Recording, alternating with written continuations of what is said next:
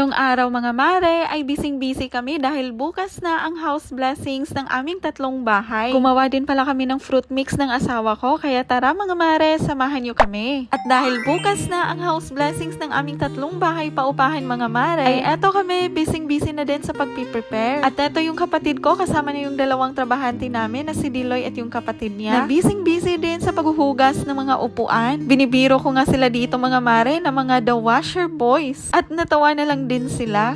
Sinabi din ng asawa ko na si Diloy at yung kapatid niya ay parang si Dongkoy at Tongben. Paano ba naman kasi ay naglagay silang dalawa ng t-shirt sa ulo nila? Kaway-kaway nga dyan sa mga Bisaya na nakakakilala kina Dongkoy at Tongben, in which yung tagline nila ay yung anga uy, anga uy. Shout out pala dyan sa mga Bisaya. Pa-comment nga kung saan kayo nanonood ng mini vlog natin ngayon. And by the way mga mare, ito palang mga upuan na ito ay sa amin din lahat ito. Bumili pala kami nito last year nung nag-house blessings kami sa dormitory and transient house namin. At habang sila ay bising-busy sa paghugas ng mga upuan, ay eto naman ako mga mare, tamang nood lang sa kanila. For the boys na kasi ang trabahong yan at masisira din kasi ang beauty ko kapag ako ay nagpa-araw. Sayang naman yung Kojic. Sa mga oras na to mga mare ay natapos na pala sila sa paghuhugas ng upuan. At eto namang kapatid kong lalaki na nakita yung bagong bili na cordless mower ng asawa ko, ay dali-dali naman yung tinesting dito sa aming garden. At natawa na lang talaga kami dito dahil nakita ng asawa ko na nadumihan yung mga upuan na bagong hugas lang nila dahil tumalsik yung mga damo sa mga upuan habang nagmamawer itong kapatid ko. Kaya't ayan mga mare, hinugasan na lang ulit ni Diloy yung mga nadumihan na upuan. Sa mga oras na to mga mare ay kinarga na nila yung mga upuan sa sasakyan namin dahil dadalhin nila ito doon sa tatlong bahay paupahan namin para ma-set up na nila. At eto nga sila mga mare, busy sa paglalagay ng mga tents dito. Nagpatulong pala kami sa mga trabahante namin para malagyan ng tents dito mga mare. And by the way mga mare, bumili pala kami nitong tent which is Riker ang brand sa City Hardware na nagkakahalagang 9,000 pesos. Isa lang kasi yung tent na meron kami, yung color blue, in which nabili din namin yun last year nung nagpa-house blessings din kami sa aming dormitory at transient house. At ayan nga mga mare, natapos na nilang iset up yung dalawang tents namin dito. Tapos sinet up naman nila ngayon yung mga lamesa at upuan. And by the way mga mare, itong mga folding tables din pala dito ay binili din namin last year. Ganyan kasi talaga kami mga mare, bibilhin na lang talaga namin kaysa mag-rent kami palagi. Alam kasi namin mga mare na hindi naman ito masasayang kasi palagi namang merong okasyon. Dahil mas magastos if palaging magre-renta kami kaysa if kami na yung bibili. Isahang gastos lang at magagamit na namin forever. Pero sana all may forever. At isa pa dun mga mare ay pwede rin naman namin itong parentahan. Actually mga mare, may nagrenta na nga ng tent namin noon sa event ng Camellia Home Suzamis. At ayun, nagkapera kami instant. O diba, kahit sa ganitong bagay lang mga mare ay nagkakapera din kami. Parang halos lahat na lang ng bagay na pwede naming parentahan ay paparentahan namin. Ganun. Balak nga rin namin bumili ng karaoke para maparentahan din namin balang araw. Para complete package na, may tent, tables and chairs at may karaoke pa. Parang lahat ng negosyo na parentahan ay papasukin namin. Ganun kami kamadiskarte at ka-business minded. Pero syempre mga mare, hindi na namin magagawa lahat yon dahil busy na kami sa pagmamanage nitong aming mga bahay paupahan at dormitory. At dito pala mga mare ay nagpatugtog ako ng Max Orban at Yoyoy Villame na playlist since ito yung paboritong ipatugtog ng asawa ko. Para naman mawala yung pagod niya, kaka-prepare ng mga kakailanganin para sa house blessings namin bukas. At tingnan nyo naman mga mare, nung marinig niya yung tugtog ay napasayaw siya agad. Ganyan lang talaga ang ginagawa ko mga mare, pinapatugtugan ko ng music na ganito para bumalik yung energy niya.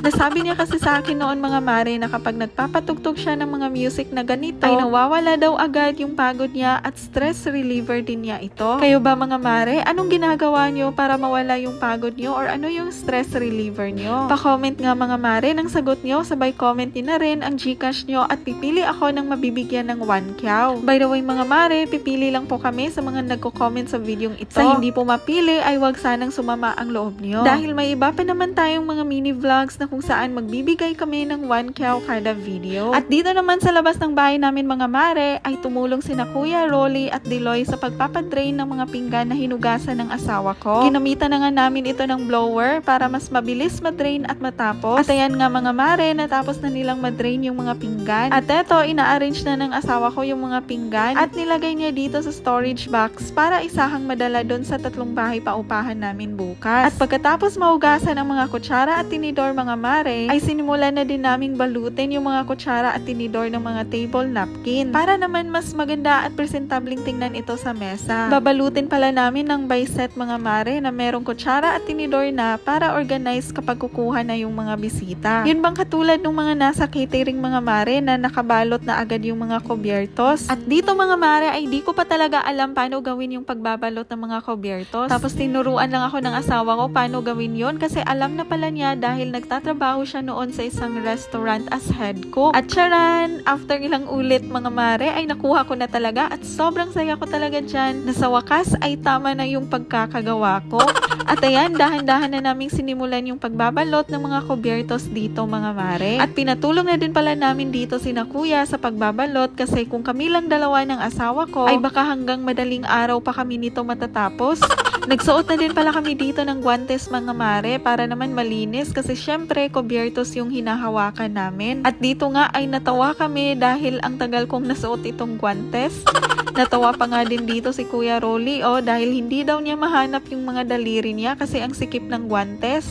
Buti na lang din talaga mga mare at for the go din talagang tumulong sina Kuya Rolly at Diloy. Wala naman kasi kami katulong dito sa bahay mga mare. Kami lang talaga ng asawa ko at minsan yung kapatid kong lalaki yung tumutulong kapag may mga handaan or okasyon. Kaya nagpapasalamat din talaga ako sa mga trabahante namin na handang tumulong sa amin sa pagpiprepare ng mga kakailanganin. Yung kahit hindi mo sila swelduhan ay kusang tumutulong talaga. Sa mga oras na to mga mare ay natapos na kami sa pagbabalot ng mga kubyertos. At eto ako mga mare, ako yung nakatoka sa pag-a-arrange nitong mga kubyertos sa lagayan. Bale, 100 pairs pala lahat ito mga mare. At sana naman walang mawala ng mga kubyertos after ng house blessings. Pero charot lang yun mga mare. Bumili rin pala ng siomay itong asawa ko mga mare dahil nagutom sa sobrang dami ng gawain ngayon. At binigyan rin pala niya lahat ng mga trabahante na nag-set up ng mga tents at lamesa kanina. Sa mga oras na to mga mare ay sinimulan na namin gumawa ng fruit mix. At ako ngayong nakatoka sa paghihiwa ng cheese dito mga mare. Ako kasi yung nagrepresenta na mag-slice ng cheese mga mare dahil paborito ko yung cheese. Paano ba naman kasi mga mare na kapag maghihiwa ako ay sabay tikim naman ng cheese? Ayan, tingnan nyo hindi ko talaga mapigilan sarili ko na makakain ng cheese habang naghihiwa ako. At ayan nga't natatawa kami dyan mga mare kasi sabi ng asawa ko ay tulungan na lang daw niya ako sa paghihiwa ng cheese. Kasi kung ako daw yung maghihiwa ay baka maubos na yung cheese kakakain ko at wala nang malagay na cheese sa fruit mix kasi naubos ko na. At dito ay natawa ako kasi alam pala talaga niya ang trip ko kapag naghihiwa ako ng cheese. Alam niya kasi talaga na paborito ko yung cheese mga mare kaya ayan, huli ako. Pag ganun ba mga mare ay animal sign ko na ay daga? Pero mali kayo mga mare kasi animal sign ko ay dog kasi ang dog ay man's best friend yan.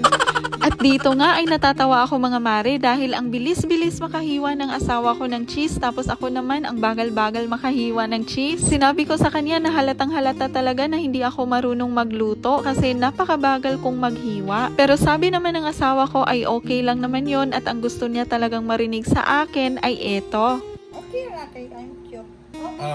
Yes.